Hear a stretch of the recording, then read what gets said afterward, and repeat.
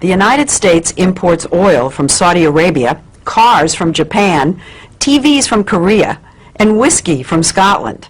So what do we import from India? We import people, really smart people. And as you're about to see, the smartest, most successful, most influential Indians who've migrated to the U.S. seem to share a common credential. They're graduates of the Indian Institute of Technology, better known as IIT. Made up of 7 campuses throughout India, IIT may be the most important university you've never heard of. This is IIT Bombay. Put Harvard, MIT, and Princeton together, and you begin to get an idea of the status of this school in India. You compute the capacity of the column.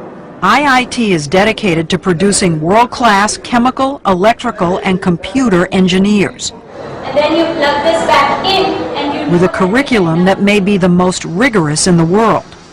Getting here is the fervent dream of nearly every schoolboy. With a population of over 1 billion people in India, competition to get into the IITs is ferocious. Last year, 178,000 high school seniors took the entrance exam called the JEE. Just over 3,500 were accepted, or less than 2%. Compare that with Harvard, say, which accepts about 10% of its applicants. The IITs probably are the hardest school in the world to get into. In the whole world. To the best of my knowledge. Veena, significant would you say the impact of IIT graduates has been on the American technology revolution? It's far greater than most people realize. Microsoft, Intel, PCs, Sun Microsystems, you name it. I can't imagine a major area where Indian IIT engineers haven't played a leading role. Leading role. A leading role, and of course the American consumer and the American business in the end is the beneficiary of that. It isn't just high tech. The head of the giant consulting firm McKinsey & Company is an IIT grad. So is the vice chairman of Citigroup and the former CEO of U.S. Airways. Fortune 500 headhunters are always on the lookout for that IIT degree. That they are favored over almost anybody else. If you're a WASP walking in for a job, you wouldn't have as much pre-assigned credibility as you do if you're an engineer from IIT. 90% of IIT students are male, and the young men we met in Bombay know they're hot commodities. The American companies love the kids from IIT. Thank goodness. That's what we heard. That's what we heard too. After I leave IIT Bombay, I hope to get a good job. So it can be a ticket to another way of life. Yes. Yeah, definitely.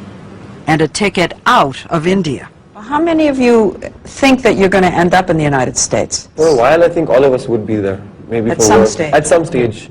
That's not the way it was supposed to be. I want my country to be strong.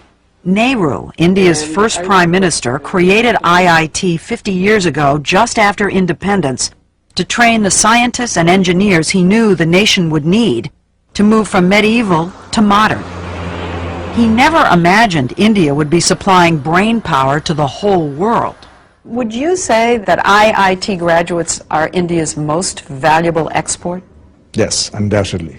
N. Ram, one of India's leading journalists, says that because the stakes are so high, a kid starts preparing early. Age 7, 8, 10. By the 10 you know whether you're made for it or not. 30 to about 8, they're grilled and then they go to school. Regular school? Regular school. 4:30 to 8 a.m.? Yes. Are you saying they do that every day? Yes, every day for that period. 2 years? Particularly 2 years. Classes 11 and 12. You do nothing but study. And parents hover and push and fret.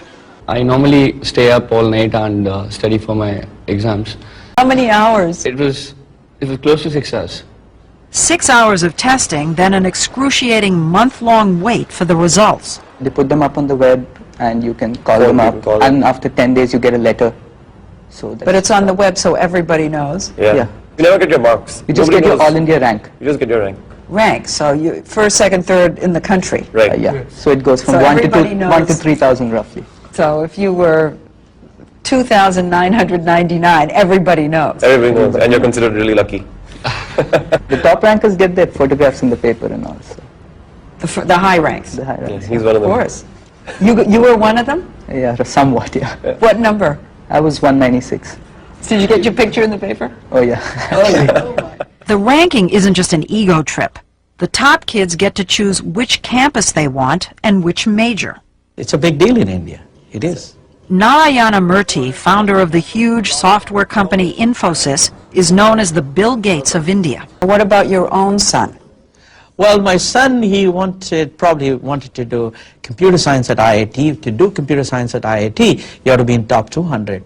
And he couldn't do that, so he went to Cornell instead. Think about that for a minute. A kid from India using an Ivy League university as a safety school. That's how smart these guys are. I do know cases where students who couldn't get into computer science at IITs, they have gotten scholarship at MIT, at Princeton, at Caltech. Yes, sure.